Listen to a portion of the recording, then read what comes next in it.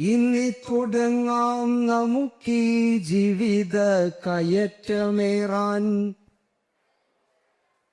തെന്നി വീഴില്ല നാം ഓർമ്മകളുടെ പായൽ വഴുക്കിൽ,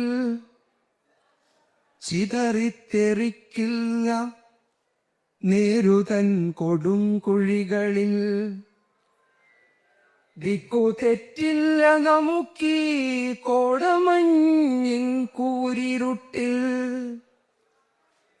ചേതനകൾ വിറയ്ക്കില്ല ശൈത്യമോതുമീ ഹിമക്കാറ്റിൽ. തുടരാം നമുക്കിനിയുമീ ജീവിത കയറ്റമേറാൻ. നമ്മള് തുടരുകയാണ്. ഒരു പക്ഷേ കവിത വായിച്ച് മനനം ചെയ്ത് ആശയങ്ങളെ കണ്ടെടുക്കാൻ വേണ്ടിയിട്ടുള്ളത് മാത്രമല്ല, അതിൻ്റെ ഒരു വോക്കൽ കൾച്ചർ, അതിൻ്റെ ശ്രവ്യ ദൃശ്യ സാധ്യതകളെ മലയാളത്തിൽ ജനകീയമായി കണ്ടെടുത്ത ഒരു കവി കൂടിയാണ് ശ്രീ മുരുകൻ കാട്ടാക്കട. ആട്ടക്കഥകളുടെയും തുള്ളലിൻ്റെയും ഒക്കെ ഒരു തുടർച്ച ഒരുപക്ഷെ കടമ്മനിട്ടയിലും ബാലേന്ദ്രൻ ചുള്ളിക്കാടിലും ഒക്കെ നമുക്ക് പറയാനുള്ളൂ. അത് കഴിഞ്ഞ് കവിത ഒരു ചൊൽവടിവിലേക്ക്, ഒരു പെർഫോമിംഗ് പോയട്രി എന്നൊക്കെ പറയുന്ന മലയാളിക്ക് പരിചയമല്ലാത്തൊരു സാധനത്തെ ഒരു മെഗാ ഷോ പോലും അവതരിപ്പിച്ച് ഇത് അവതരിപ്പിക്കേണ്ട, ചൊല്ലേണ്ട, കേൾക്കേണ്ട ഒന്നുകൂടിയാണ്.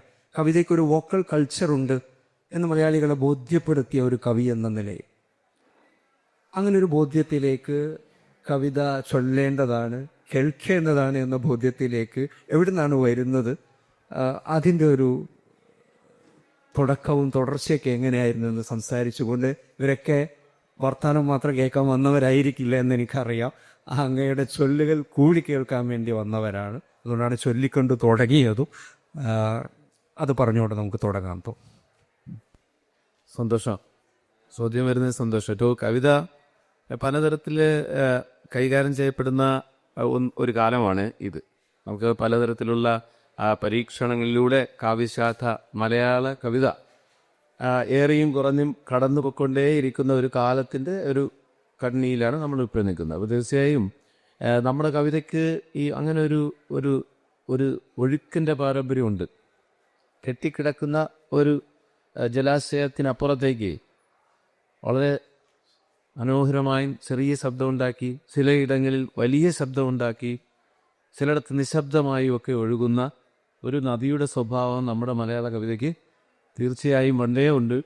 ആ ധാരയിൽ കവിത നടക്കാൻ ആഗ്രഹിക്കുന്ന ഒരു കവി എന്ന നിലയിലാണ് ഞാൻ എൻ്റെ ഈ ചൊല്ലലിനെ കാണുന്നത്. അപ്പോൾ തീർച്ചയായും പറയാനൊരു കാര്യമുണ്ടാവുകയും അത് പറയേണ്ട മാതിരി പറയുകയും ചെയ്യുക എന്നതാണല്ലോ ഏതൊരു സർഗസൃഷ്ടിയുടെയും അടിസ്ഥാന തത്വം. അത്രയുണ്ട്. പറയാനൊരു കാര്യം ഉണ്ടാകണം, അത് പറയേണ്ട മാതിരി പറയണം. അപ്പോൾ എന്നെ സംബന്ധിച്ച് എനിക്ക് എന്തെങ്കിലും പറയാനുള്ള എൻ്റെ മാധ്യമമായിട്ടാണ് ഞാൻ എൻ്റെ കവിതയെ കാണുന്നത്. ആ മാധ്യമത്തിലൂടെ എനിക്ക് പറയേണ്ടത് പറയുകയും പറയേണ്ട മാതിരി പറയാൻ ശ്രമിക്കുകയും അത് നേരിട്ട് പറയുകയും ചെയ്യുന്നതിന് ഈ ആലാപനമെന്ന മാധ്യമത്തെ ഉപയോഗിക്കുകയും ചെയ്യുന്നു എന്നതാണ് ഹവാസിൻ്റെ ചോദ്യത്തിൻ്റെ ഉത്തരം. എൻ്റെ ഉത്തരം, ചെറിയ ഉത്തരം അതാണ്. ആലപിക്കേണ്ടതാണ് കവിത, കെട്ടിക്കിടക്കേണ്ടതല്ല. അതിനൊരു ഒഴുക്കിൻ്റെ പാരമ്പര്യം നമുക്കുണ്ട് എന്നുള്ളൊരു അങ്ങനെ ഒരു തോന്നൽ വരുമ്പോൾ സ്വാഭാവികമായിട്ടും ആലപിക്കാവുന്നൊരു ശബ്ദവും അതിൻ്റെ ഒരു താളബോധവും ഒക്കെ നമ്മുടെ കവിതയിലേക്ക് വരേണ്ടത്. അത് എഴുത്തിൻ്റെ സമയത്ത് തന്നെ അങ്ങനൊരു താളക്രമത്തിൽ നമ്മൾ ഈ പറഞ്ഞതുപോലെ വൃത്തത്തെയും മറ്റുമൊക്കെ നിരാകരിച്ചുകൊണ്ടുള്ള കവിതകൾ വരുന്നൊരു കാലത്ത് ഒരു കാലത്തിലേക്ക് കവിതയെ കൊണ്ടുവരികയും അങ്ങനെ മനസ്സിലൊരു താളത്തോടു കൂടി കവിത എഴുതുകയും അത് ചൊല്ലേണ്ടതാണ്. പക്ഷെ ആളുകളിലേക്ക് വളരെ പെട്ടെന്ന് കൺവേ ചെയ്യാനുള്ള ഒരു ഉപാധി ചൊല്ലലാണ് എന്നൊക്കെ പറയുന്ന ഒരു തോന്നൽ, ആ തോന്നലും അതിൻ്റെ പ്രകടനവും അതിൻ്റെ പ്രതികരണവും ഒക്കെ എങ്ങനെയാണ് ഉത്തേജിപ്പിച്ചിട്ടുള്ളത്, പ്രചോദിപ്പിച്ചിട്ടുള്ളത്? ഇപ്പോൾ ആദ്യകാലത്ത് അതൊരു പ്രചോദനമായി എങ്ങനെയാണ് സ്വീകരിക്കപ്പെട്ടത് എന്നതുകൂടി അനുഭവം പറ. അതെ, അത് ഞാൻ കുട്ടിക്കാലത്തെ എനിക്ക് ഈ കവിത ചൊല്ലുന്നതിനോട് വലിയ താല്പര്യമായിരുന്നു. അപ്പോൾ ഈ നമ്മൾ പണ്ടത്തെ ഒരു സിലബസ് അനുസരിച്ച് 4ാം ക്ലാസ്സിനൊക്കെ മലയാളത്തിൽ കവിത ഉണ്ടായിരുന്നല്ലോ. ഞാൻ 4ാം ക്ലാസ്സിൽ കുഞ്ചൻ നമ്പ്യാരുടെ പിന്നെ തുള്ളലിലെ കാലനില്ലാത്ത കാലമൊക്കെ പഠിച്ചിട്ടുണ്ട്. അന്നേ ഞാനത് എന്ത് ചെയ്യും, അന്ന് നമ്മുടെ അധ്യാപകരുടെ ഗുണമുണ്ട്. അവർ ഗംഭീരമായി അവർ വാനപ്പിക്കാൻ ശേഷിയുള്ള അല്ലെങ്കിൽ പോലും വലിയ ഭാവത്തിൽ ഈണത്തിൽ നമ്മൾ കവിത ചൊല്ലാൻ പഠിപ്പിച്ചിരുന്നു അന്ന്. അപ്പോൾ അതെൻ്റെ മനസ്സിനെ നന്നായി സ്വാധീനിച്ചിട്ടുണ്ട്. അതുകൊണ്ട് തന്നെ പിൽക്കാലത്ത് വായന നല്ല ശക്തമായിരുന്ന ഒരു കാലമുണ്ടായിരുന്നു. ആ സമയത്തൊക്കെ കവിതകൾ വായിക്കുകയും ഈണത്തിൽ സ്വയം അത് ഉറക്കെ ചൊല്ലി പഠിക്കുകയൊക്കെ ചെയ്ത് കൊണ്ട് നടന്നിരുന്നു. അപ്പോൾ അത് തീർച്ചയായും എന്നെ ഈ ധാരയിലേക്ക് വരുന്നതിന് ഇടയാക്കിയിട്ടുണ്ട്.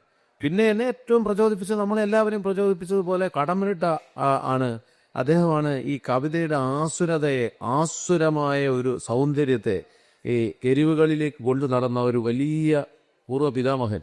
അപ്പോൾ അദ്ദേഹത്തെ സംബന്ധിച്ച് അദ്ദേഹത്തിൻ്റെ ആലാപന രീതി എന്നെ എല്ലാം സ്വാധീനിച്ചിട്ടുണ്ട് പണ്ടേ. അപ്പോൾ പഠിക്കുന്ന കാലത്തെ ഈ കവിതകൾ പരമാവധി വായിക്കുകയും അതിനെ മനഃപ്പാഠമാക്കുകയും അത് ചൊല്ലി നടക്കുകയും ചെയ്യുക എന്ന ഒരു ശീലം ഉണ്ടായതിൻ്റെ ഭാഗമായാണ് സത്യത്തിൽ ഈ മാധ്യമം എൻ്റെ കയ്യിൽ വരുന്നത്. പിന്നെ സ്വാഭാവികമായി ഞാൻ നേരത്തെ പറഞ്ഞതുപോലെ തന്നെ ഇപ്പോൾ എനിക്ക് ഒരു കാര്യം പറയാനുള്ളത് പറയേണ്ട മാതിരി പറയേണ്ടി വരുമ്പോൾ എനിക്ക് തോന്നുന്ന രീതിയിൽ എഴുതാനും അതിനെ ആ രീതിയിൽ നേരിട്ട് അത് ആഗ്രഹിക്കുന്നവരുടെ ഹൃദയത്തിൽ എത്തിക്കാൻ എൻ്റെ കയ്യിലൊരു മാധ്യമം ഉള്ളത് കൊണ്ട് ഞാനത് ഉപയോഗിക്കുന്നതേ ഉള്ളൂ. നമ്മളിപ്പം പ്രകാശനത്തിന് വേണ്ടി പലതിനെയും ഉപയോഗിക്കും. നമ്മൾ അച്ചടി മാധ്യമത്തെയാണ് മിക്കവാറും എഴുത്തുകാർ അല്ലെങ്കിൽ കവികൾ അല്ലെങ്കിൽ എഴുത്തുകാരെല്ലാവരും അച്ചടി മാധ്യമത്തെയാണ് കൂടുതലും ആശ്രയിക്കുന്നത്. അപ്പോൾ ഇന്നത്തെ കാലത്ത് എൻ്റെ ആവശ്യം ഉദിക്കുന്നില്ല. ഇപ്പോൾ സോഷ്യൽ മാധ്യമങ്ങളുണ്ട്, അച്ചടി മാധ്യമമുണ്ട്, വേറെ പല മാധ്യമമുണ്ട്. അതിൽ എനിക്ക് എൻ്റെ മാധ്യമമായിട്ട് ഞാൻ തിരഞ്ഞെടുത്തിരിക്കുന്നത് എൻ്റെ തന്നെ ആലാപനത്തെയാണ്. ആ അർത്ഥത്തിൽ എൻ്റെ കവിതയോട് താല്പര്യം തോന്നുന്ന, എൻ്റെ കവിതയോട് ഇഷ്ടമുള്ള സമാന ഹൃദയത്തിലേക്ക് നേരിട്ട് കവിത ആലപിക്കുക എന്ന മാധ്യമത്തിലൂടെ പോകുന്നതേ ഉള്ളൂ. പിന്നെ ഈ താളം എന്ന് പറയുന്നത് ഞാനിങ്ങനെ ഐച്ഛികമായി മലയാളത്തിലെ വൃത്തങ്ങളും അത് മറ്റൊന്നും പഠിച്ചിട്ടൊന്നുമല്ല. സ്വാഭാവികമായ ഒരു സാധാരണക്കാരനായ മനുഷ്യന്റെ പ്രതികരണമായിട്ടുള്ള കവിതകൾക്ക് ഒരു താളം സ്വാഭാവികമായി ഉണ്ടാകുന്നതും മാത്രമാണ്. ഇപ്പം അതുപോലെ തന്നെ ചില കവിതകൾക്ക് തീർച്ചയായും അതിൻ്റെ ഒരു ഈണത്തിലേക്ക് നമ്മൾ എത്തിപ്പെടുകയാണ്. അത് നേരിട്ട് തന്നെ ആ അർത്ഥത്തിൽ തന്നെ ചൊല്ലിപ്പോവുകയാണ്. എല്ലാവർക്കും തിമിരം നമ്മൾക്കെല്ലാവർക്കും, ഞാൻ തന്നെ ഈ രീതിയിൽ തന്നെയാണ് ഞാൻ എഴുതിയത്. മങ്ങിയ കാഴ്ചകൾ കണ്ടു മടുത്തു, കണ്ണടകൾ വേണം ഇങ്ങനെ തന്നെ എഴുതി. രക്തം ചിതറിയ ചുവരുകൾ കാണാം, അഴിഞ്ഞ കോലക്കോപ്പുകൾ കാണാം, കത്തികൾ വെള്ളിദിവ, ഇങ്ങനെ തന്നെ എഴുതി ചൊല്ലുക. പിന്നെ ചൊല്ലുമ്പോൾ സ്വാഭാവികമായും ചില ഏറ്റക്കുറച്ച് നമ്മൾ കയറ്റിറക്കങ്ങൾ ചിലപ്പോൾ കൂട്ടിയൊന്നും കുറച്ചൊന്നും വരും, പക്ഷെ കാര്യം ഇത് തന്നെയായിരുന്നു. അപ്പം അത് സ്വാഭാവികമായും കവിതയോടൊപ്പം അതിൻ്റെ ശരീരവും കൂടെ സംഭവിക്കുകയാണ് ചെയ്തത്. എന്നാൽ എല്ലാ കവിതകളും യഥാർത്ഥത്തിൽ അങ്ങനെയും അല്ല. ഉദാഹരണത്തിന് ഉണരാത്ത പത്മതീർത്ഥങ്ങൾ എന്നൊരു കവിത എഴുതുന്നത്. അപ്പോൾ അത് ഞാൻ എഴുതുന്നത് പത്മതീർത്ഥക്കുളത്തിലെ കുളം കാവൽക്കാരനെ ഇങ്ങനെ മുക്കിക്കൊല്ലുന്നത് മനുഷ്യരെല്ലാവരും ഇങ്ങനെ കണ്ടുകൊണ്ടിരിക്കുന്ന ഒന്നും മൊബൈൽ ഫോണൊന്നും ഇല്ല, അതുകൊണ്ട് തന്നെ അതൊന്നും പകർത്താൻ കഴിയുന്നില്ലെന്ന് മാത്രമേ ഉള്ളൂ.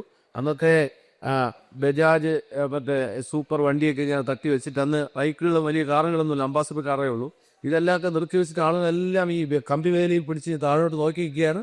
ആ ആളിനെ ഇങ്ങനെ മുക്കി കൊല്ലാൻ മിണ്ടുന്നില്ല ആളുകൾ. അപ്പം ഇത് കണ്ടപ്പോൾ ഉണ്ടാകുന്ന, ഇത് വിഷ്വലായിട്ട് ചാനൽ കണ്ടപ്പോൾ ഉണ്ടായ ഒരു അവസ്ഥയിൽ നിന്നാണ്. പക്ഷെ അത് എഴുതിയ താളത്തിലോ ഈണത്തിലോ അല്ല ഞാൻ ആലപിക്കുന്നത്, അതിൻ്റെ ശരീരം പിന്നെ കണ്ടെത്തി ആലപിക്കുകയാണ്. രണ്ട് രീതിയിലും ഉപയോഗിക്കുന്നു ഞാൻ, എൻ്റെ കാര്യം മാത്രമാണ് ഞാൻ പറയുന്നത്. അപ്പം ഞാൻ അത് എഴുതിയെന്ന് പറഞ്ഞാൽ, നിൽക്കുന്നു ഞാൻ പത്മതീർത്ഥക്കുളത്തിൻ്റെ ഭിത്തിയിൽ കയ്യുണ്ണിത്താടി താങ്ങി, ചുറ്റുമൊരായിരം കാണികൾ ഞാനുമൊന്നെത്തി നോക്കുന്നുണ്ടത് കുളത്തിൽ, ഇങ്ങനെയാണ് എഴുതിയത്. പക്ഷെ ഇങ്ങനെ ചൊല്ലിയാൽ ആ കവിതയോട് കാണിക്കുന്ന ഏറ്റവും വലിയ അനാദരവായിരിക്കും. കാരണം ആലാപനം എന്ന് പറയുന്നൊരു കലയാണ്. ഈ പദ്യ പാരായണം എന്ന് പറയുന്നത് സാഹിത്യത്തിൻ്റെയും കലയുടെ ഒരു ബ്ലെൻഡാണ്. അതിൻ്റെ ആരോഗ്യം കണ്ടെത്തി തന്നെ അത് ചെയ്യണം. അപ്പം ഞാൻ എന്തിനു വേണ്ടിയാണോ എഴുതിയ ആ പ്രമേയത്തോട് ഞാൻ കാണിക്കുന്ന അനാദരവാണ് ഞാൻ അങ്ങനെ ചൊല്ലിയ. കാരണം അതിൻ്റെ വികാരം അതല്ല.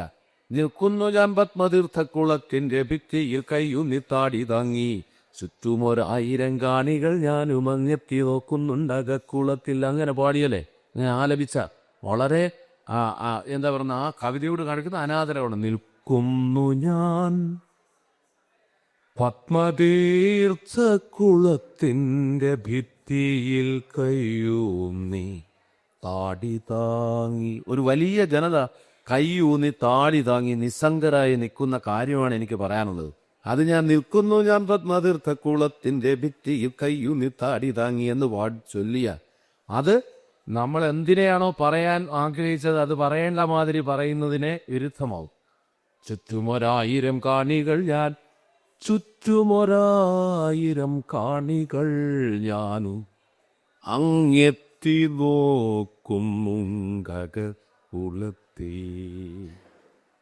പത്മമില്ല തീർത്ഥ പുണ്യമില്ല ജലം നിശ്ചലം വശ്യാങ്കിതൻ ജഡം പോൽ. പത്മമില്ല തീർത്ഥ പുണ്യമില്ല ജലം നിശ്ചലം വശ്യാങ്കിതൻ ജഡം പോൽ. ചുറ്റുമൊരായിരം കാണികൾ ഞാനും അങ്ങെത്തി നോക്കും കുളത്തീ. അപ്പോൾ ഓരോ വാക്കിനും അതിൻ്റെതായ ഐഡന്റിറ്റി ഉണ്ട്, അതിൻ്റെതായ സ്വഭാവമുണ്ട്, അതിൻ്റെതായ ഗുണമുണ്ട്. ആ ഗുണത്തിലും സ്വഭാവത്തിലും അത് കൊടുക്കേണ്ട അവർക്ക് കൊടുക്കാൻ അർഹിക്കുന്നുണ്ട് ആ വാക്ക്, അവിടെ ആ സന്ദർഭത്തിൽ. അതാണ് ഈ ആലാപനം എന്ന് പറയുന്ന ഒരു കാര്യം. അപ്പൊ തീർച്ചയായും അതിന് മലയാള കാവ്യശാഖയിൽ ശക്തമായ സ്ഥാനം ഇന്നുകൊണ്ട് നാളെയും ഉണ്ടാകണം, മറ്റന്നാളും ഉണ്ടാവുക തന്നെ ചെയ്യണം. അത് നമ്മുടെ കവിത അതിസുന്ദരവും വൈവിധ്യ സമ്പൂർണമായി മുന്നോട്ടൊഴുകുന്നതിന് അടിയന്തരമായി ആവശ്യമുള്ളൊരു കാര്യമായി ഞാൻ കരുതുന്നു. ആ അർത്ഥത്തിലാണ് ഞാൻ എൻ്റെ ആലാപന മാധ്യമത്തെ ബഹുമാനിക്കുന്നത്. തീർച്ചയായും ഞാൻ മനസ്സിലാക്കുന്ന സാർ ഇപ്പോൾ പറഞ്ഞ സമയത്ത് ആലാപനം എന്ന് പറയുന്നത്, കവിതയുടെ ഒരു പെർഫോമൻസ് എന്ന് പറയുന്നത്, അതിൻ്റെ അവതരണം എന്ന് പറയുന്നത് സാഹിത്യത്തിൻ്റെയും സംഗീതത്തിൻ്റെയും ഒരു പരിധിവരെ ഒരു ബ്ലെൻഡാണ്, അതിൻ്റെ ഒരു കൂടിച്ചേരലാണ്. തീർച്ചയായിട്ടും അതൊരു സംഗീത അംശമുണ്ട്.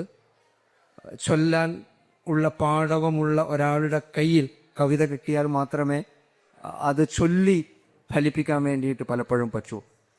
അതിനേക്കാൾ ഉപരിയായി ഒരു സംഗീത ബോധത്തേക്കാൾ താളബോധത്തേക്കാൾ ഉപരിയായി സാർ പറഞ്ഞു നിർത്തിയ ഒരു കാര്യം കവിതയുടെ ഭാവത്തെ കണ്ടെടുക്കുക, അതിന് ഓരോ വരിയുടെയും കാമ്പിനെ കണ്ടെടുക്കുക, അതിനുചിതമായ ഒരു വോയിസ് മോഡുലേഷനും അതിനുചിതമായ താളബോധവും ഒക്കെ നൽകുമ്പോഴാണ് കവിത ആളുകളിലേക്ക് തീർച്ചയായിട്ടും പ്രവേശിക്കുന്നത്. അതുകൊണ്ട് തന്നെ മുരുകൻ കാട്ടാക്കട എന്ന് പറയുന്ന കവി ചൊല്ലുന്ന കവിതകൾ ഒറ്റ ചൊല്ലലിൽ ആളുകളിലേക്ക് എത്തുന്നു. അതേസമയം അതിൻ്റെ വരികളുടെ ലാളിത്യം വളരെ പ്രധാനപ്പെട്ടതാണ് എന്നെനിക്ക് തോന്നും. ലളിതമായ വരികൾ കൂടി ചേരുമ്പോഴാണ്, എൻ്റെ ഒരു നിരീക്ഷണം മാത്രമാണ്, സാറിന് വേണമെങ്കിൽ യോജിക്കുകയൊക്കെ ചെയ്യും, ആളുകളിലേക്ക് വളരെ പെട്ടെന്ന് കൺവേ ചെയ്യാവുന്ന വാക്കുകൾ, ബിംബങ്ങൾ, വരികൾ, അതിൻ്റെ ഭാവത്തെ ഉൾക്കൊണ്ടുകൊണ്ട് ആലാപന മാധുര്യത്തോടെ ആളുകളിലേക്ക് എത്തുന്നതാണ് മുരുകൻ കാട്ടാക്കടയുടെ കവിതകളുടെ ഒരു ജനകീയത എന്നാണ് ഞാൻ വിശ്വസിക്കുന്നത്. അങ്ങനെ കവിതകൾ ലളിതമാവണം, മനുഷ്യർക്ക് മനസ്സിലാവുന്നതാവണം, അതിലെ ബിംബവരികളെല്ലാം ആളുകളിലേക്ക് വളരെ പെട്ടെന്ന് പ്രവേശിക്കുന്നതാണ്. ഇതൊരു ശാഠ്യം രചനയുടെ മുഹൂർത്തത്തിൽ എവിടെയെങ്കിലും വരാറുണ്ടോ എന്നുള്ളതാണ്. കവിതയുടെ രചനയുമായി ബന്ധപ്പെട്ടുള്ള ഒരു ഭാഗത്തേക്കൊന്ന് പ്രവേശിക്കണം. തീർച്ചയായിട്ടും അത് അങ്ങനെ ഒരു ലാളിത്യം ഉണ്ടാകണമെന്ന് നിർബന്ധം ഒരു കാരണവശാലും നമുക്ക് ആർക്കും ഉണ്ടാകാൻ പാടില്ല. ഞാൻ പറയുന്നത് അങ്ങനെയല്ല. ഞാൻ പറയുന്നത് കവിതയ്ക്ക് പല പല പല ഘട്ടങ്ങളിലൂടെ മലയാള കവിത കടന്നു പോകണം. പക്ഷെ അതിനകത്തൊരു പ്രശ്നമുള്ളതെന്ന് പറഞ്ഞാൽ, നമ്മൾ 18 പടിയുണ്ടെങ്കിൽ ഒന്നാമത്തെ പടിയിൽ ചവിട്ടിയിട്ടേ രണ്ടാമത്തെ പടി ചവിട്ടാൻ കഴിയും, മൂന്നാമത്തെ പടി ചവിട്ടാൻ കഴിയും. ഒന്നാമത്തെ പടിയിൽ നിന്ന് 18ാമത്തെ പടിയിലേക്ക് ആളുകളെ ചവിട്ടാൻ പ്രേരിപ്പിക്കും പോലെയാണ് ദുർഗ്രഹമായ തരത്തിൽ ഈ കവിതയെ അക്കാദമിക്കായി കൈകാര്യം ചെയ്ത് കവിതയെ സാധാരണ മനുഷ്യന്റെ ഹൃദയത്തിൽ നിന്ന് അടർത്തിക്കൊണ്ടു പോകുന്നത്. അപ്പോൾ അതുകൊണ്ട് അങ്ങനെ സംഭവിക്കാനും പാടില്ല. എന്നാൽ കവിത എപ്പോഴും സുതാര്യവും ലളിതവും മാത്രമായിരിക്കണമെന്നും ചിന്തിക്കാൻ പാടില്ല. First step, second step, third step, അങ്ങനെ. അപ്പോൾ 1-2 പടി, ആദ്യത്തെ പടി കയറാൻ സഹായിച്ചു കഴിയുമ്പോഴേ അന്വേഷണമൊന്നും ഉണ്ടാവൂ. അപ്പോൾ ഇത് എൻ്റെയും കൂടെയാണ് മലയാള കവിത എന്നൊരു തോന്നൽ സാധാരണക്കാരുടെ ഹൃദയത്തിച്ചു കൊടുക്കുമ്പോൾ ഇനിയും കവിത ഉണ്ടോ എന്ന അന്വേഷണത്തിലേക്ക് ഈ ആളുകൾ പോകും. മറ്റേ ഇത് ഞങ്ങളുടേതല്ല എന്നൊരു തോന്നലുണ്ടാകും. ആദ്യമേ തന്നെ ഈ കവിത എന്ന് പറഞ്ഞാൽ ഒരു പുതിയ തേങ്ങയാണ്, എന്ന അർത്ഥത്തിൽ സാധാരണക്കാരൻ്റെ അടുത്തേക്ക് അടിച്ചേൽപ്പിക്കുമ്പോൾ അവൻ വിചാരിക്കും ഇതെന്ത് എൻ്റെ അല്ല, ഇതുമായി എനിക്ക് യാതൊരു ബന്ധവുമില്ല. അത് മാസ്റ്റർ ഡിഗ്രി എടുക്കുന്ന മലയാളത്തിൽ ഐച്ഛികമായി ഡിഗ്രി എടുക്കുന്നവൻ്റെ സാധനമാണ് എന്ന് മനസ്സിലാക്കിയിട്ട് അവിടെ തന്നെ ഇരിക്കും കവിത. പാവപ്പെട്ട സാധാരണ മലയാളിയുടെ ഹൃദയത്തിൽ എത്തൂല. അതുകൊണ്ട് തന്നെ കവിതയും എത്തൂല, സാഹിത്യവും എത്തൂല, ഭാഷ എത്തൂല. അവൻ ഇംഗ്ലീഷും പഠിച്ച് അവൻ്റെ മക്കളെ ഇംഗ്ലീഷ് പഠിപ്പിച്ച് അവൻ്റെ വ്യവഹാര ജീവിതത്തിലേക്ക് കടക്കുകയും ഭാഷയും സാഹിത്യവും കവിതയും എല്ലാം മുരടിച്ചില്ലാതായി അസ്തമിച്ചു പോവുകയും ചെയ്തുകൊണ്ടിരിക്കുന്നു. അതോ MT നേരത്തെ പറഞ്ഞത് 25 വർഷം കൂടെ കഴിയുമ്പോൾ മലയാളം ഒരു ഭാഷ തന്നെ ലോകത്തുണ്ടാകില്ല എന്ന്. അവിടെയാണ് സാധാരണക്കാരൻ്റെ വൈകാരികതയെ അവൻ്റെ ജൈവഭാഷയുമായി പൊരുത്തപ്പെടുത്തിക്കൊണ്ട് അവൻ്റെ ദുഃഖത്തിൽ അവൻ്റെ കൂടെ നിൽക്കുന്ന വരി ഉണ്ടാകണമെന്ന് അവൻ ആഗ്രഹിച്ചാൽ അവൻ ഉറക്കെ ആലപിക്കാൻ പറ്റുന്ന തരത്തിലും കൂടെ കവിത മെരുക്കപ്പെടേണ്ടതുണ്ട്. എന്ന് പറഞ്ഞാൽ അത് മാത്രമാണ് മലയാള കവിതയെന്ന് നിന്നുകൂടാ. പലതര പടികളുണ്ട്, അത് അവർ അന്വേഷിച്ചുകൊള്ളും. അവിടെ മറ്റെല്ലാ കവിതകൾക്കും സ്ഥാനവും ഉണ്ടാവും. പക്ഷേ കുടം കമിഴ്ത്തി വെച്ചിട്ട് വെള്ളം ഒഴിക്കും പോലെ കവിത ഉണ്ടാക്കിക്കൊണ്ടിരുന്നാൽ കുടം ഒരിക്കലും നിറയില്ല. നമ്മുടെ എല്ലാവരുടെയും സാധാരണക്കാരൻ്റെ മനസ്സ് അങ്ങനെ കമിഴ്ന്ന് തന്നെ കിടക്കും. ഈ കുടത്തിൽ വീഴുന്ന വെള്ളം അവൻ കാണും. പത്രമൊക്കെ എടുത്ത് നോക്കും, ആഴ്ചപ്പേപ്പർ എടുത്ത് ഇങ്ങനെ മറിച്ചൊന്ന് നോക്കും അവൻ. അത്ര തന്നെ അതിനകത്തിലേക്ക് അവൻ്റെ ഹൃദയത്തിൽ അത് ഒഴുകില്ല. അപ്പോൾ അവൻ്റെ കുടം ഒന്ന് കമിഴ്ത്തി അവൻ്റെ ഹൃദയമാകുന്ന മനസ്സാകുന്ന കുടം ഒന്ന് നിവർത്തി വെച്ചതിന് ശേഷം വെള്ളം ഒഴിക്കാനുള്ള ശ്രമം നടത്തണം. അതാണ് ഈ ജനകീയ സാഹിത്യം മുന്നോട്ട് കൊണ്ടുപോകുന്ന ഒരു പ്രധാനപ്പെട്ട കാര്യം. ഞാൻ ആ അർത്ഥത്തിലാണ് കവിതയെ കാണുന്നത്. അതുകൊണ്ട് കവിത എപ്പോഴും വളരെ ലളിതമായിരിക്കണം, കന്നഡ പോലെയോ അങ്ങനെ ബഗ്ഗത് പോലെ ആയിരിക്കണം എന്ന് പറഞ്ഞാൽ അല്ല എൻ്റെ അർത്ഥം. അതും ഉണ്ടാകണം, അവിടെ നിന്നുകൊണ്ട് വേണം അങ്ങനെ എങ്ങനെ പോകാം. എല്ലാം കൂടെ ഉണ്ടാകട്ടെ, അപ്പോഴാണ് സൗന്ദര്യം ഉണ്ടാകുക. വൈവിധ്യത്തിൽ നിന്നാണ് എന്തുണ്ടാകുന്നത്? സൗന്ദര്യം ഉണ്ടാകുന്നത്, യൂണിഫോമിറ്റിയിൽ നിന്നല്ല. പത്രാധിപർ പറയുന്ന ഫ്രെയിം അല്ല ഒരു കവിത. ഒരു ചെറിയ കവിത അയച്ചു തരുമെന്നാണല്ലോ പത്രാധിപന്മാരെ കവികളോട് പറയുന്നത്. ഞാനങ്ങനെ അയച്ചു കൊടുക്കാറില്ല, എന്നാൽ എനിക്കറിയാം കാര്യങ്ങൾ. അവർ പറയുന്ന ഒരു കുഞ്ഞു കവിത, അവർ പറയുന്ന കുഞ്ഞു കവിത കൊടുത്താലേ അടിച്ചു വരുമെന്നുള്ളത് കൊണ്ട് കുഞ്ഞു കവിത എങ്ങനെ എഴുതണമെന്ന പരീക്ഷണമാണ് നടക്കുന്നത്. അങ്ങനെ കവിയാകാൻ എന്തെല്ലാം പഠനങ്ങളാണ് നടക്കേണ്ടത്, എന്ന പഠനങ്ങളാണ്. അപ്പോൾ ആ അർത്ഥത്തിലേക്ക് അല്ല സാധനയിൽ പോകേണ്ടത്. എല്ലാ അർത്ഥത്തിലും പല രീതിയിൽ, പല ഭാവത്തിൽ, പല രൂപത്തിൽ മലയാള കവിത പുഷ്ടിച്ച് മുന്നോട്ട് പോകണം. അതിൽ വളരെ പ്രധാനപ്പെട്ട ഒരു ശാഖയാണ് ആലാപന സൗന്ദര്യമുള്ള, നന്നായി കൊണ്ടാടാൻ കഴിയുന്ന കുഞ്ചൻ നമ്പ്യാർ കൊണ്ടാടിയതുപോലെ സ്വന്തം കവിതയെ തെരുവുകളിൽ കൊണ്ടാടിയ മലയാളത്തിലെ ആദ്യത്തെ കവിയാണ് കുഞ്ചൻ നമ്പ്യാർ. തെരുവുകളിൽ ഇറങ്ങിയിട്ട് അന്ന് വരെ ഉണ്ടായിരുന്ന കാവ്യ നിർവചനങ്ങളെല്ലാം അതിജീവിച്ചുകൊണ്ട് പാവപ്പെട്ടവന്റെയും സാധാരണക്കാരന്റെയും ഇടയിൽ ചെന്ന് നിന്നിട്ട് വന്നോളൂ, ഇതാ ഒരു സാധനമുണ്ട് എന്ന് പറഞ്ഞൊരു കോമഡി ആടി കാണിച്ചു കൊടുത്താണ് അത്. ആ ധാരയ്ക്ക് മലയാളത്തിൽ എന്നും ആരോഗ്യം ഉണ്ടാകണം. അതിൻ്റെ ആ ആരോഗ്യത്തിന് വേണ്ടിയുള്ള യാത്രയിൽ പുഴ കൂടുന്ന ഒരു കവി മാത്രമാണ് ഞാൻ. അതിൻ്റെ തുടർച്ചയായിട്ട് തന്നെ ഒരു ചോദ്യം ചോദിക്കാൻ തോന്നുന്നു. ഈ പെർഫോമിംഗ് പോയട്രി എന്ന് പറയുന്ന ഒരു സാധനം വിദേശ രാജ്യങ്ങളിലൊക്കെ സ്റ്റേജിന് വേണ്ടിയിട്ട് കവിത എഴുതുകയും പെർഫോം ചെയ്യുകയും ചെയ്യുന്ന ഇഷ്ടംപോലെ മുഹൂർത്തങ്ങൾ. മലയാളത്തിൽ നിന്ന് ഒരുപക്ഷെ ആദ്യമായിട്ടൊരു മെഗാ ഷോ താങ്കളുടെ ഉത്സാഹത്തിലാണ് ഉണ്ടായിട്ടുള്ളത്. കവിത ഒരു ആവിഷ്കാര രൂപമാണ്, അത് വായിക്കേണ്ടത് മാത്രമല്ല എന്നുള്ളൊരു തലത്തിൽ. മാത്രമല്ല വൈവിധ്യങ്ങൾ നിറഞ്ഞൊരു കവി കൂടിയാണ് എൻ്റെ മുന്നിലിരിക്കുന്നത്. സൗന്ദര്യം വൈവിധ്യത്തിലാണ് എന്ന് പറഞ്ഞിരുന്നു. താങ്കൾ വെറൊരു കവി മാത്രമായിരുന്നില്ല, അധ്യാപകനായിരുന്നു, പ്രിൻസിപ്പളായിരുന്നു, പൊതുവിദ്യാഭ്യാസ വകുപ്പിലെ പൊതുവിദ്യാഭ്യാസ സംരക്ഷണ യത്നത്തിൻ്റെ ഉത്തരവാദിത്തം ഏറ്റെടുക്കുന്ന ഒരാളായിരുന്നു, വിക്ടേഴ്സ് ചാനലിൻ്റെ മേധാവിയായിരുന്നു, പ്രവേശനോത്സവ ഗാനങ്ങൾ രചിച്ച ഒരാളായിരുന്നു, ചലച്ചിത്രഗാന രചയിതാവാണ്. ഇങ്ങനെ വൈവിധ്യങ്ങളുടെ ഒരു രചനാലോകം കൂടി മുരുകൻ കാട്ടാക്കട എന്ന് പറയുന്ന കവിക്കുണ്ട്. ഈ പെർഫോമിംഗ് പോയറ്റിക്ക് മലയാളത്തിൽ സത്യത്തിലൊരു കുഞ്ചൻ നമ്പ്യാർക്ക് അല്ലെങ്കിൽ ആട്ടക്കഥയ്ക്ക് നേരത്തെ പറഞ്ഞ പോലെ ബാലേന്ദ്രൻ ചുള്ളിക്കാടിനോ കടമ്മനിട്ടക്കോ ശേഷം ഒരു മുരുകൻ കാട്ടാക്കടയിൽ നിന്നു പോകുന്നുണ്ടോ, അതിനൊരു തുടർച്ച ഉണ്ടാവുമോ, അതിന് ഏതെങ്കിലും രീതിയിൽ നമ്മുടെ ഒരു സാഹിത്യ ലോകം പാകപ്പെടേണ്ടതുണ്ടോ, അല്ലെങ്കിൽ ആസ്വാദിക ലോകം പാകപ്പെടേണ്ടതുണ്ടോ എന്നുള്ളൊരു സന്ദേഹം, അങ്ങനെ ഒരു സംശയം എൻ്റെ മനസ്സിൽ കുറേ കാലമായിരുന്നു. അതൊരു മുരുകൻ കാട്ടാക്കടയുടെ തുടർച്ച ആര് പിടിക്കും ഇത് എന്നൊരു തോന്നൽ എപ്പോഴെങ്കിലും അല്ല, തുടർച്ചയുണ്ട്. ഇപ്പൊ ധാരാളമായിട്ട് കവി സമ്മേളനങ്ങളെ വേറൊരു തലത്തിൽ കൊണ്ടുപോകുന്ന പുതിയ കവികൾ ധാരാളം ഉണ്ട്, എല്ലാ ഇടത്തുമുണ്ട്. എനിക്ക് തോന്നുന്നത് വയനാട്ടിലും ഇനി നാളെ മറ്റന്നാൾ ഉണ്ട്. ഇപ്പം തൃശ്ശൂരൊക്കെ നമ്മൾ നടക്കുന്ന കവി സമ്മേളനങ്ങളിൽ, ഈ ചെറുപ്പക്കാരുടെ കവി സമ്മേളനങ്ങളിലെ അവര് കവിതയെ ആവിഷ്കരിക്കുന്നുണ്ട് ഗംഭീരമായിട്ട്. അപ്പൊ എനിക്ക് ഉറപ്പാണ്, ഇപ്പം ഞാനിപ്പോൾ ഈ പറഞ്ഞതുപോലെ അങ്ങ് പറഞ്ഞതുപോലെ മലയാളത്തിലെ കവിതകളുടെ ഒരു പക്ഷെ ആദ്യത്തെ മെഗാ ഷോ എന്ന് പറഞ്ഞാൽ ഈ വലിയ മോബിനെ ഈ മിമിക്രി കാണിച്ചാൽ മാത്രമേ മലയാളികൾ ചിരിക്കൂ ആസ്വദിക്കൂ എന്ന അവസ്ഥ മാറണം.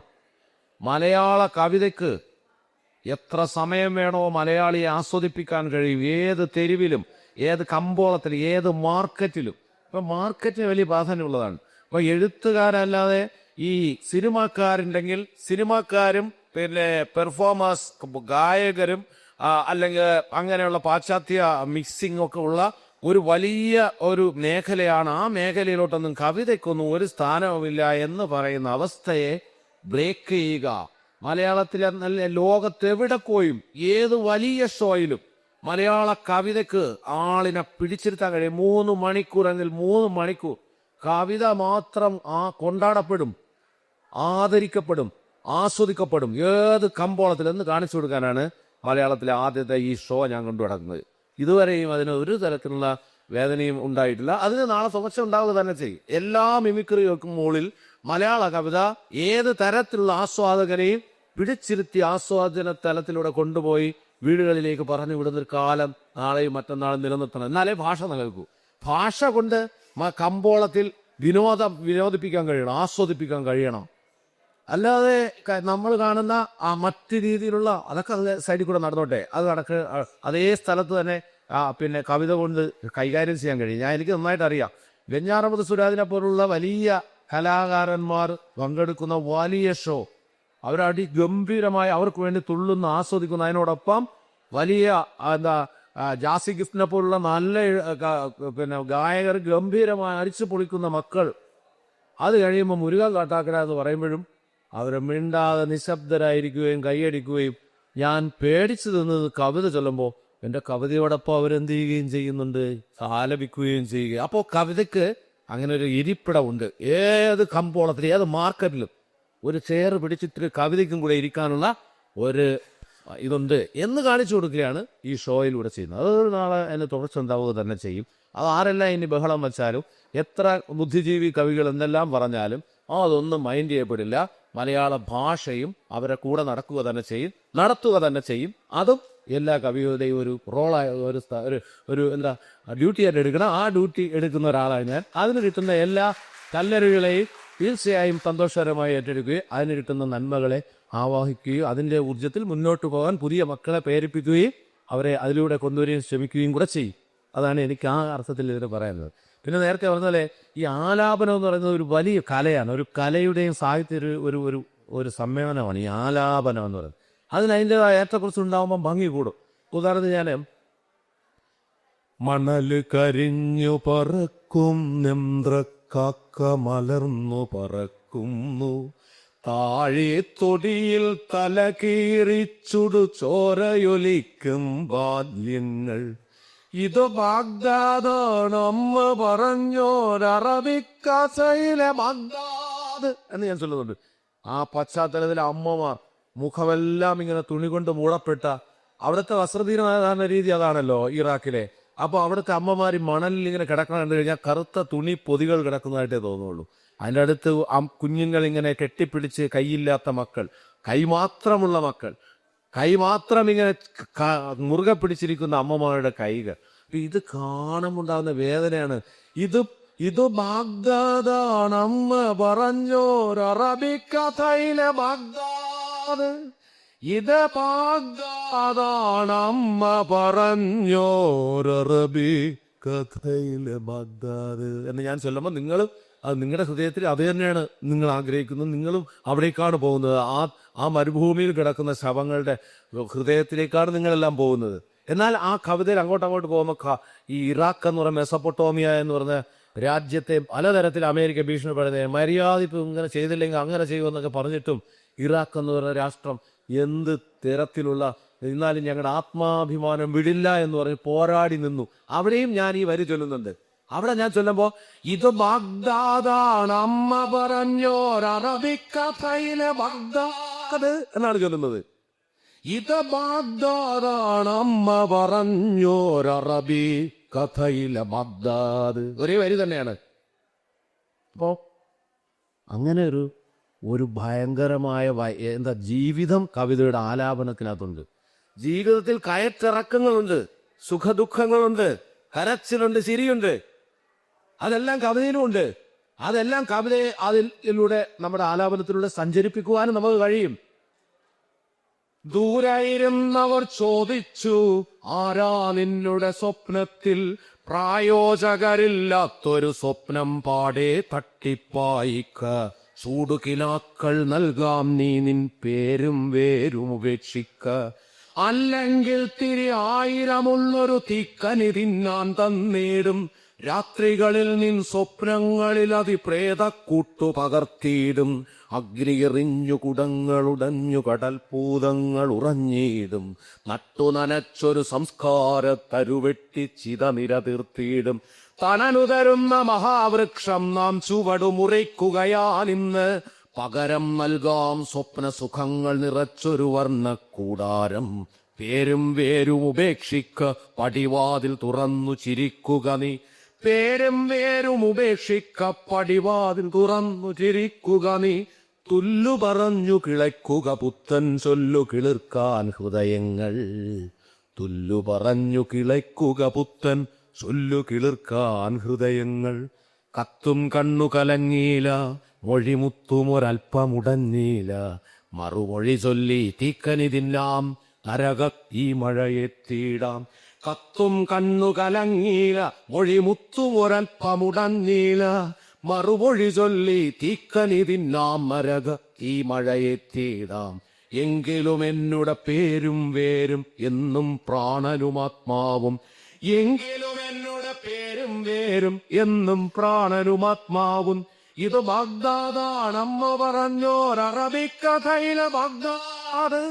ഇത് ബാഗ്ദാദാണമ്മ പറഞ്ഞോരറബി കഥയിലെ ബാഗ്ദാദ്. മണല് കരിഞ്ഞു പറക്കും നെന്ത്ര കാക്ക മലർന്നു പറക്കുന്നു. താഴെ തൊടിയിൽ തലകീറി ചുടുചോരയൊലിക്കും ബാല്യങ്ങൾ. ഇത് ബാഗ്ദാദാണമ്മ പറഞ്ഞോരറബി കഥയിലെ ബാഗ്ദാദ്. ഇത് ബാഗ്ദാദാണമ്മ പറഞ്ഞോരറബി കഥയിലെ ബാഗ്ദാദ്. അപ്പൊ ഈ ആവർത്തനങ്ങൾ വെറുതെ ആവർത്തിക്കുകയല്ല ചെയ്യുന്നത്.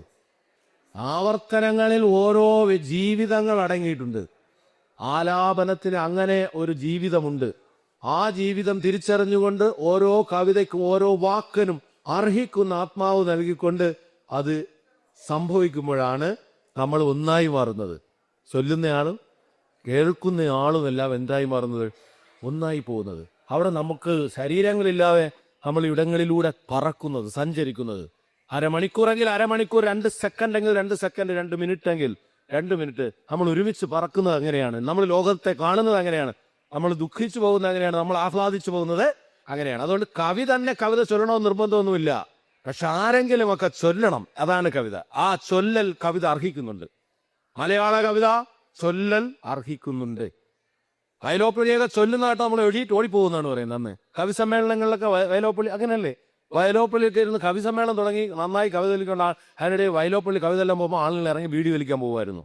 പക്ഷേ വയലോപ്പള്ളിയുടെ കവിത വയലോപ്പള്ളി ചൊല്ലിയില്ല എന്ന് വിചാരിച്ച് അത് ചൊല്ലപ്പെടുന്നില്ലേ? അതുകൊണ്ട് കവി തന്നെ ചൊല്ലണമെന്ന് നിർബന്ധമൊന്നുമില്ല. പക്ഷേ മലയാള കവിത എന്തർഹിക്കുന്നുണ്ട്? ചൊല്ലൽ അർഹിക്കുന്നു. അതാണ് എനിക്ക് പറയാനുള്ളത്.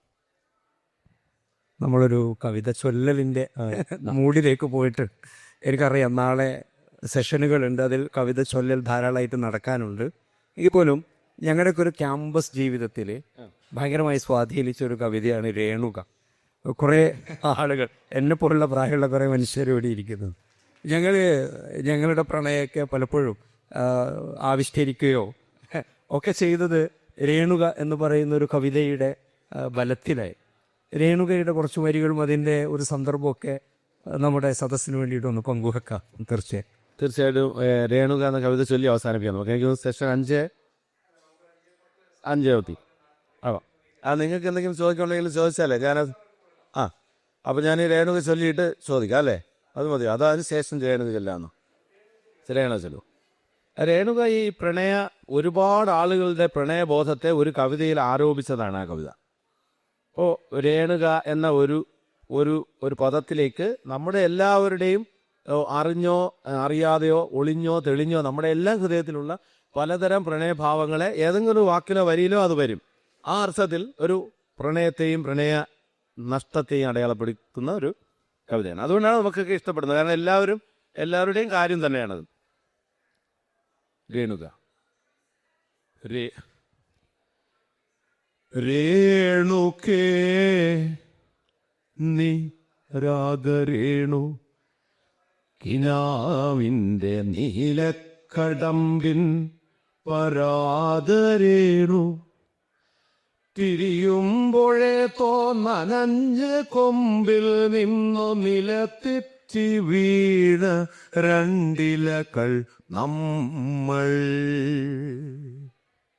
രേണുക്കേ നീ രാഗരേണു കിനാവിന്റെ നീലക്കടമ്പിൻ പരാഗരേണു പിരിയുമ്പോഴേ തോന്നരഞ്ച് കൊമ്പിൽ നിന്നു നിലത്തെറ്റി വീണ രണ്ടിലകൾ നമ്മൾ.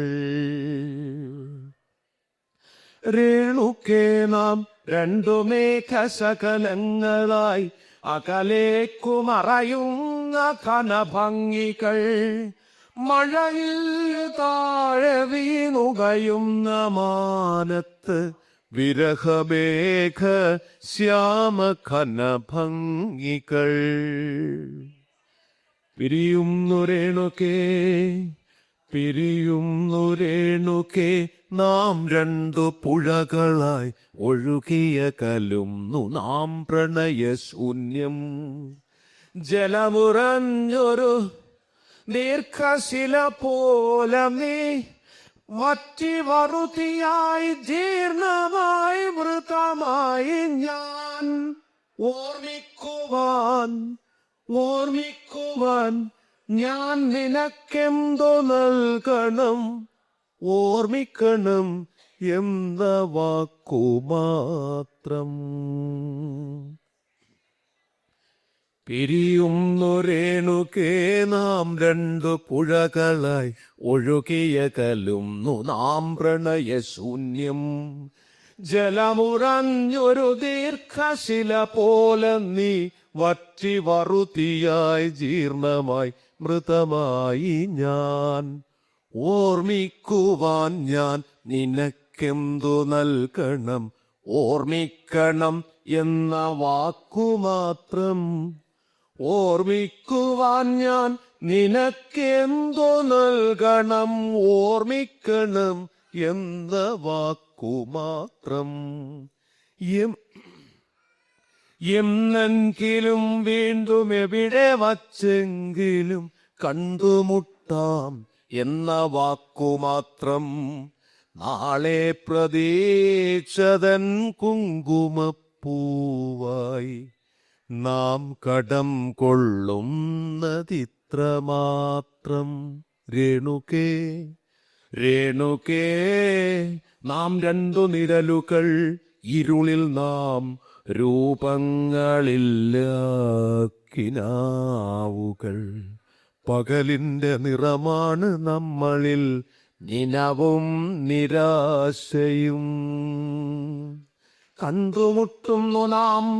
കണ്ടുമുട്ടുന്നു നാം വീണ്ടും ഈ സന്ധ്യയിൽ വർണ്ണങ്ങൾ വറ്റുന്ന കണ്ണുമായി. നിറയുന്നു നീ എന്നിൽ നിന്റെ കൺമുനകളിൽ നിറയുന്ന കണ്ണുനീർത്തുള്ളി പോലെ. ഭ്രമമാണു പ്രണയം വെറും ഭ്രമം.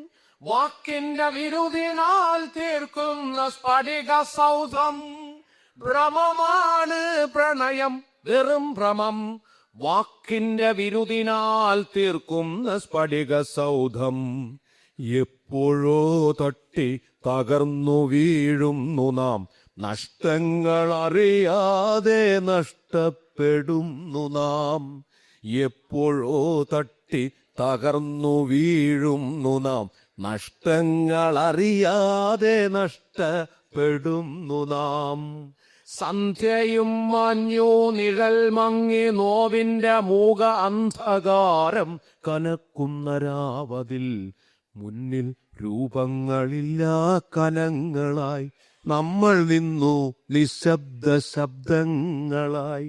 പകലുപറ്റി കടന്നുപോയി കാലവും പ്രണയമുറ്റി ചിരിപ്പുരൗദ്രങ്ങളും പുറകിൽ ആരോ വിളിച്ചതായി തോന്നിയോ പ്രണയം അരുതെന്നുരച്ചതായി തോന്നിയോ പ്രണയം അരുതെന്നുരച്ചതായി തോന്നിയോ. ദുരിതമോഹങ്ങൾക്കു മുകളിൽ നിന്നൊറ്റയ്ക്ക് ചിതറി വീഴുന്നതിൻ മുൻപത്തെ മാത്രയിൽ ചെളികവായെങ്കിലും നാം കണ്ട കനവിന്റെ മധുരം മിഴിപ്പൂ നനച്ചുവോ രേണുക്കേ രേണുക്കേമി രാഗരേണു കിനാവിന്റെ നീലക്കടമ്പിൻ പരാഗരേണു പിരിയുമ്പോഴേ തോന്നനഞ്ഞ് കൊമ്പിൽ നിന്നു നിലത്തെറ്റി വീണ രണ്ടിലകൾ നമ്മൾ. നമ്മുടെ സമയം അവസാനിക്കാൻ പോകാൻ ഒരു 10 മിനിറ്റ് കൂടി നമുക്കുണ്ട്. ഒരു ചോദ്യം കൂടി മോഡറേറ്റർ എന്ന നിലയിൽ ഞാൻ ചോദിച്ച് നമുക്ക് സദസ്യരിലേക്ക് കൂടി പോകാം. ഒരു ദിവസം കൂടി ഉള്ളത് കൊണ്ട് ഇവരൊക്കെ ഇനിയും കാണുമല്ലോ. നമ്മുടെ ഒരു സോഷ്യൽ മീഡിയ കാലത്താണ് നമ്മളിപ്പോൾ പുലർന്നുകൊണ്ടേയിരിക്കുന്നത്. സാർ തന്നെ ഒരു ചാനലിൻ്റെ മേധാവിയായിട്ട് ഇരുന്ന ആൾ കൂടിയാണ്. യൂട്യൂബിലൊക്കെ മൃഗം കാട്ടാക്കട എന്നടിച്ചു കഴിഞ്ഞാൽ ധാരാളം കവിതകൾ, ഈ ചൊൽക്കാഴ്ചകൾ നമുക്കതിൽ കിട്ടുന്നു. നമ്മുടെ ഒരു സാഹിത്യത്തെ കുറച്ചുകൂടി ജനാധിപത്യവൽക്കരിക്കുന്നതിൽ, ഡെമോക്രാറ്റിക് ആക്കുന്നതിൽ സോഷ്യൽ മീഡിയ വലിയൊരു പങ്ക് വഹിച്ചിട്ടുണ്ട് എന്നാണ് എനിക്ക് തോന്നുന്നത്.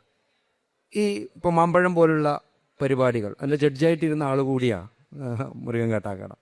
അത്തരം പ്രോഗ്രാമുകൾ, അതിൻ്റെ ക്ലിപ്പുകൾ, അതിൻ്റെ യൂട്യൂബ് സന്ദർഭങ്ങൾ, റീൽസുകൾ, താങ്കൾ തന്നെ ചൊല്ലുന്നതിൻ്റെ ചെറിയ ചെറിയ റീൽസുകൾ, ഇതൊക്കെ പുതിയ തലമുറയിലേക്കും പുതിയ ആളുകളിലേക്കും കവിതയെ പ്രവേശിപ്പിക്കുന്ന ഒരു മേഖല കൂടിയായിട്ട് മാറണം, ഒരു തുറസ് കൂടിയായിട്ട് മാറണം. സോഷ്യൽ മീഡിയ നമ്മുടെ ഈ ഒരു പെർഫോമിംഗ് പോയട്രി എന്ന് പറയുന്ന സാറൊക്കെ പരീക്ഷിച്ചു കൊണ്ടിരിക്കുന്ന, അല്ലെങ്കിൽ പരീക്ഷിച്ച് വിജയിച്ച അതിൻ്റെ തുടർച്ചയ്ക്ക് വേണ്ടി ആഗ്രഹിക്കുന്നതിനെ കുറച്ചും കൂടി പ്രൊമോട്ട് ചെയ്യും. അങ്ങനെ ഒരു ലോകം നമുക്ക് തുറന്നു തരും എന്നുള്ളൊരു തോന്നലുണ്ട്. സോഷ്യൽ മീഡിയ നമ്മുടെ കവിതയെ, പെർഫോമിംഗ് പോയട്രിയെ ഒന്നുകൂടി പ്രചോദിപ്പിക്കാൻ കാരണമാകുമോ? അതിനെ ഒന്നുകൂടി ജനകീയവൽക്കരിക്കുന്നതിന്, ജനാധിപത്യവൽക്കരിക്കുന്നതിന് കാരണമാകുമോ? താങ്കളുടെ ഒരു തോന്നൽ കൂടി പങ്കുവെച്ച് നമുക്ക് സദസ്സരെ. തീർച്ചയായിട്ടും സോഷ്യൽ മീഡിയ വളരെ ഗംഭീരമായ ഒരു മാധ്യമം തന്നെയാണ്. അതിന് എല്ലാ അർത്ഥത്തിലുള്ള എല്ലാ കാര്യങ്ങൾക്കും രണ്ട് വശമുള്ളതുപോലെ സോഷ്യൽ മീഡിയയ്ക്ക് എൻ്റെ നന്മയും തിന്മയും ഉണ്ടെങ്കിൽ പോലും നന്മയാണ് കൂടുതൽ നിലനിൽക്കുന്നത്. അപ്പോൾ എൻ്റെ ഈ കവിതകളുടെ ജനകീയതയ്ക്ക് ഒരു വലിയ പരിധി വരെ പങ്കുവഹിച്ചിട്ടുള്ളത് സോഷ്യൽ മാധ്യമങ്ങളാണ്, സോഷ്യൽ മീഡിയയാണ്. ഇപ്പം ഞാൻ അറിയാതെ തന്നെ എൻ്റെ കവിത ധാരാളമായി നമ്മുടെ അനിയന്മാർ, അനുജത്തിമാർ അവരുടെ താല്പര്യങ്ങൾക്കനുസരിച്ച് ഉപയോഗിക്കുന്നുണ്ട്. അതൊരു ഒരു ഒരു സാമ്പത്തിക വശമൊക്കെ ഉണ്ടാകാം. അതൊന്നും ഒരു കാര്യം, ഒരു ദോഷമായൊരു കാര്യമൊന്നും അല്ലല്ലോ, ആ ഒരാളുടെയും കുറ്റമല്ല. ഞാൻ ചൊല്ലിക്കഴിഞ്ഞാൽ അതെൻ്റെ അത് മറ്റൊരാളുടെ എൻ്റെതല്ല, അത് പൊതു സ്വത്തായി മാറുകയാണ്. ആ അർത്ഥത്തിൽ ആണ് എടുക്കുന്നത്. ആ അർത്ഥത്തിൽ എല്ലാവർക്കും എന്ത് ചെയ്യാൻ കഴിയണം, എല്ലാവർക്കും ഉപയോഗിക്കാൻ കഴിയും. അതിനൊന്നും ഒരു കുഴപ്പവും ഞാൻ കാണുന്നില്ല. എൻ്റെ കവിതയെ ഒരുപാട് സാധാരണ മനുഷ്യർക്കിടെ ഹൃദയത്തിലേക്ക് എത്തിച്ചു കൊടുക്കുന്നതിൽ സോഷ്യൽ മാധ്യമങ്ങൾക്കും അത് കൈകാര്യം ചെയ്യുന്ന സാങ്കേതിക വിദഗ്ധരായ കുക്കികൾക്കും വലിയ പങ്ക് ഉണ്ട് എന്ന് അവരോട് ഞാൻ നന്ദിയുള്ളവനായിരിക്കുന്നു. ഞാൻ സത്യമായും പറയുന്നു. കാരണം അവർ കൃത്യമായും നമ്മളെ തിരക്കുകളിൽ നമ്മൾ ഇതിനൊന്നും സമയം കിട്ടില്ല. പക്ഷെ നമ്മൾ എവിടെയെങ്കിലും ഒറ്റയ്ക്ക് ഇരിക്കുമ്പോൾ ബൈ ചാൻസിലായിരിക്കും ഒരു കാര്യം, ഒരു കുട്ടി നമ്മുടെ കയ്യിലേക്ക് എത്തിച്ചു തരുന്നത്. അപ്പോഴായിരുന്നു കൊള്ളാലോ ഈ കവിത എന്ന് നമുക്ക് തോന്നുന്നത്. അതിനെ നമ്മളെ സഹായിക്കുന്ന ഒരു മാധ്യമം തന്നെയാണ് സോഷ്യൽ മാധ്യമങ്ങളെ. ആ അർത്ഥത്തിൽ ഞാൻ ബഹുമാനിക്കുന്നുണ്ട്. ഞാൻ തീർച്ചയായിട്ടും എൻ്റെ ഈ കവിതകൾ ഈ പറയുന്നതിൽ ബിസിനസ്സിന് ഒരു വലിയ സ്വാധീനം ഉണ്ടായിരിക്കണം. ഇപ്പം ഞാൻ നോക്കുമ്പോൾ ഈ രേണുക എന്നൊക്കെ കവിത എന്ന് പറയുന്നത് പല അർത്ഥത്തിൽ ഒരേ കമ്പനി തന്നെ പല അർത്ഥത്തിൽ എത്രയെങ്കിലും ദശലക്ഷക്കണക്കിന് മില്യൺ കണക്കിന് ആളുകൾ കണ്ടിരിക്കുന്നു. അതിൻ്റെ ഒരു കച്ചവട സാധ്യതയൊന്നും എനിക്ക് സത്യത്തെ അറിയില്ല. അതൊക്കെ ചിലപ്പോൾ ആർക്കെങ്കിലും ഗുണമുണ്ടാവുന്നുണ്ടാവും. അതൊക്കെ ഇതിൻ്റെ ഒരു സൈഡ് ഇഫക്റ്റ് ആണ്. അത് പോസിറ്റീവ് ആവട്ടെ നെഗറ്റീവ് ആവട്ടെ. പക്ഷേ കവിതയെ ജനകീയമാക്കുന്ന കാര്യത്തിൽ സോഷ്യൽ മീഡിയ നിർണായകം. എൻ്റെ കവിത മാത്രമൊന്നല്ല, ഏത് ആളിനും ഇപ്പോൾ കവിത എഴുതാം, ആലപിക്കാം, അല്ലെങ്കിൽ പ്രസിദ്ധീകരിക്കാം. അതൊക്കെ ഇഷ്ടമുള്ളവരെ എത്തിക്കുന്നതിൽ സോഷ്യൽ മാധ്യമങ്ങൾ നിർണായകമായ പങ്ക് വഹിച്ചിട്ടുണ്ട്. 5 മിനിറ്റ് കൂടി ബാക്കിയുണ്ട്. താങ്കളെ കാണാനും കേൾക്കാനും വേണ്ടി മാത്രമായിട്ട് കുറേ ആളുകൾ കൂടിയിട്ടുണ്ട്. അവർക്കൊരു അവസരം കൊടുക്കുക എന്നുള്ളത് ഒരു ജനാധിപത്യ മര്യാദ കൂടിയാണ്. ദയവ് ഇത് കവിതകൾ ചൊല്ലാൻ ഓരോരുത്തർ ഓരോ എനിക്ക് തോന്നുന്നു ഈ കവിത ചൊല്ലണേ നമ്മുടെ ഈ പരിപാടികൾ ടോട്ടൽ അവസാനിക്കുമ്പോൾ എന്റെ കവിതകളുടെ ഒരു പെർഫോമൻസിന്റെ ഒരു സാധ്യത കൂടെ നിലനിൽക്കുന്നു എന്നാണ് ഞാനിപ്പോൾ അറിയുന്നത്. അപ്പൊ നാളെ നമുക്ക് എല്ലാം കൂടെ ഇഷ്ടമുള്ള കവിതകൾ എല്ലാം അങ്ങനെ ഇപ്പോ വേണമെങ്കിൽ ചോദ്യങ്ങളൊക്കെ ആവാം. ചെറിയ ഒന്നര നെല്ലിക്കയിലൊന്നും ആരും വരില്ലുണ്ട്. നന്മകൾക്കു നിറം കെടുന്നൊരു കാലമെന്നുണ്ണേ, തിന്മകൾക്കു നിറച്ചുവർണ്ണ ചന്തമെന്നുണ്ണേ. മിന്നുന്നു പലതെങ്കിലും അവ പൊന്നല്ലെന്നുണ്ണേ, മിന്നുന്നു പലതെങ്കിലും അവ പൊന്നല്ലെന്നുണ്ണേ. പൊള്ളയായ പഴത്തിനുള്ളിൽ വിത്തുമില്ലുണ്ണേ, ഓർത്തുവയ്ക്കാനൊത്തിരി കഥ ബാക്കിയെന്നുണ്ണേ. ബാക്കി വച്ചവ ബാക്കിയാക്കാൻ നോക്കിരിക്കുന്നേ. മാറ്റമില്ല എന്നു കരുതിയതൊക്കെയും മാറി, മാറ്റവും മറുമാറ്റവും ചെറുതോറ്റവും മാറി. പാട്ടുമാറി പകിടമാറി പതിവുകൾ മാറി, കൂട്ടുമാറി കുടിലുമാറി കൂത്തുകൾ മാറി. നാളെ നോക്കാക്കി. തീർച്ചയായും മൈക്ക് കൊടുക്കും.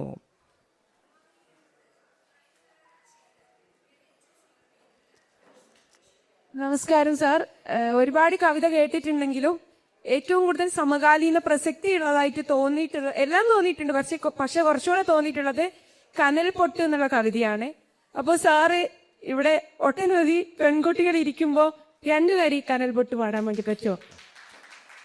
വിൽക്കുവാൻ നിരത്തി വച്ച പൈങ്കിളിയെപ്പോലെ ചിലർ വിറ്റു പോകുവാൻ വളർത്തി വച്ചു പെൺകുരുന്നിനെ.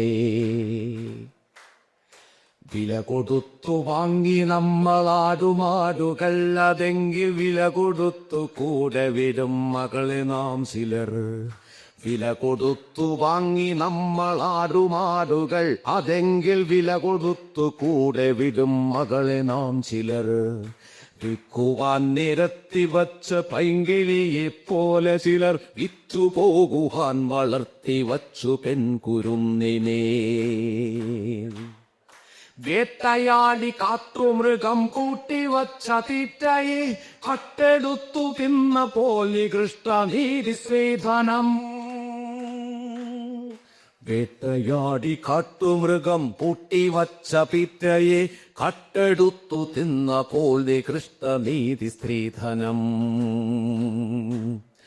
നാണമില്ലേ ആണതെന്നു പേര് ചൊല്ലുവാൻ നിരക്ക്, വേറൊരാൾ വിയർത്തതിന്റെ ഉപ്പു തിന്നു വാഴുവാൻ. ആദ്യം ആദം എന്ന വേദം ചേർത്തു വച്ച നീതികൾക്കു കൂട്ടുപോകുവാൻ കൊളുത്തിവച്ചു നാം ഇരുട്ടിനെ. ധീരുവെന്ന പേരിലേകനർഹനാണു പുരുഷനെന്ന നേരതിൻ വിധാനമീലകങ്ങൾ കൂർത്ത കണ്ണുകൾ. ധീരുവെന്ന പേരിലേകനർഹനാണു പുരുഷനെന്ന നേരതിൻ വിധാനമീലകങ്ങൾ കൂർത്ത കണ്ണുകൾ. അല്ലേ? ആരുമാരെയും ഭരിച്ചിടാതെ തോളൊരുമ്മിയാൽ,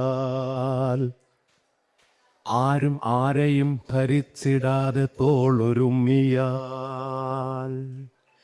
കാടടക്കി നാടടക്കി ക്ഷീരപഥം കൂടടക്കി പാരിമഹാമാരികൾ തൻ വേരൊതുക്കി പോരടക്കി പൂർണ്ണവെക്കു പൂർണ്ണമെന്നൊരർത്ഥമെന്ന നേരടക്കി ആമിദേവരെ ചിരം തെരഞ്ഞതാം പരമ്പൊരുൾ നേടുവന്നു സ്ത്രീ പുരുഷ ശ്രീലയത്തിൽ മാനുഷർ.